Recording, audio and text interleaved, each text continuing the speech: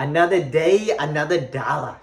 We're back for day 23, I believe, of me trying to master the art of communication through speaking on a random topic and making a video for at least 3 minutes.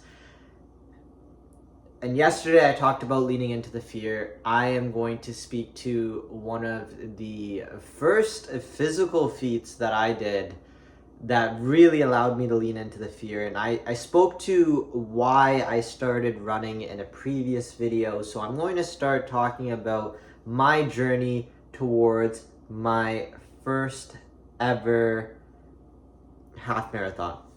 Now, that first half marathon took place in October of 2023, I believe. And the build up to that half marathon was 6 weeks. And as I mentioned last time, my first run I actually threw up 3 times. And what I ended up doing is I went on 2 runs the day after, 2Ks.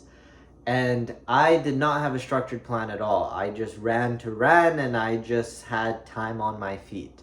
So there were times where I'd go for a 1K, there were times where I went for a 6K, and a few weeks after the fact, I actually moved down to Guelph. I moved down to Guelph and I moved in with one of my best friends now. His name is Andrew Keith. Now, Drew was awesome, and I basically went to him and I'm like, hey man, I don't have an athletic bone in my body, and I think I can run a half marathon in less than 6 weeks. Do you think you can do one in 4? And he's like, yeah man, let's do it. So me and Drew would go out on these runs, and these runs would be at any time in the day. It would be in the afternoon, and if we were slacking, we would actually go out at 10 o'clock at night and just go on these runs. One of the places that we would go is to my buddy's Nick's house, and we would essentially show up at his house sweating, running through a massive hill and asking him for water, and he would chase us with his bike and record us and tell us that we're dogs. Fast forward a few weeks, I was actually in Hamilton and I was staying over the night, and I went over to their track. I went over to the McMaster track and I started running. I didn't know how long I was going to run, but I needed to prove to myself that I could run a half marathon, and this was, mind you, on 4 to 5 weeks of training. I ran, and at kilometer 16 I realized that I was not fit to run a half marathon. I kept running and people started funneling out. It was actually really late at night. It was around 11 o'clock at night where the lights shut out, and I still had an hour or an hour and a half more to run. At kilometer 18, my watch died and my body was completely in shambles. I had no hope, but I finished it. I finished the 21.1 kilometers and I was absolutely in shambles. And one of the things that I realized is I had shin splints. 2 weeks out from a half marathon, my first one ever, and I'm injured. So at that moment, I decided to do the logical thing, which was take a few days off and then push myself again. And I realized that was a horrible idea. And what I ended up having to do is when I went back to Guelph, we lived in a basement, and I actually walked down the stairs backwards because my knees were in so much pain and my shins were in so much pain as well. I ended up having to tape myself up every single time that I ran, and I ended up taking a week and a half off. So 2 weeks prior to my half marathon, I didn't run for a week and a half, and I went on one run after the fact. That run was on a track as Drew was running his half marathon because he didn't sign up in time for the live half marathon, so he had to do his virtually.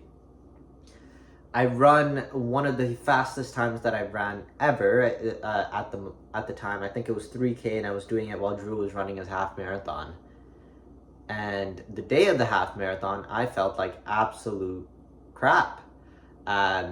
I was stretched out and that felt good, but I still needed to tape up my shins. I was going for a 2-hour, 45-minute half marathon because the one where my body fell apart was 3.5 hours. I was in no shape to be running this half marathon. I was injured. There was so many excuses that I could use. I was undertrained. This was the first time I'm doing it.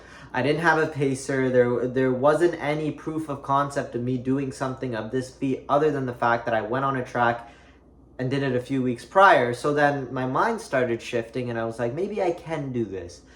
maybe I can do this. And when I went down to the half marathon, I saw the people that were there. There were a few friends that are also running it, but at much different times. I saw Nick, I saw Drew, I saw some of my family throughout the race, and I realized one thing: I can do it.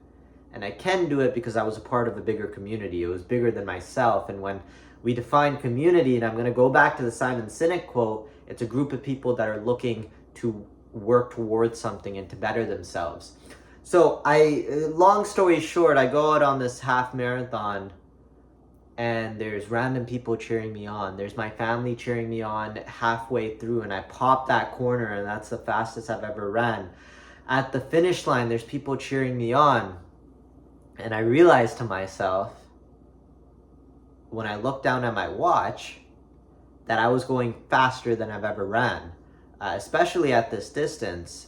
And I actually beat my goal time by 15 minutes. And it was because of the energy and the environment that was around me. And throughout the entirety of that training process, if it wasn't for the Nick Metcalfs, the Drew Keats, the Simones, the Ethan Gaveas, my family, my friends, my loved ones at the time, there's no shot I would have been able to do it.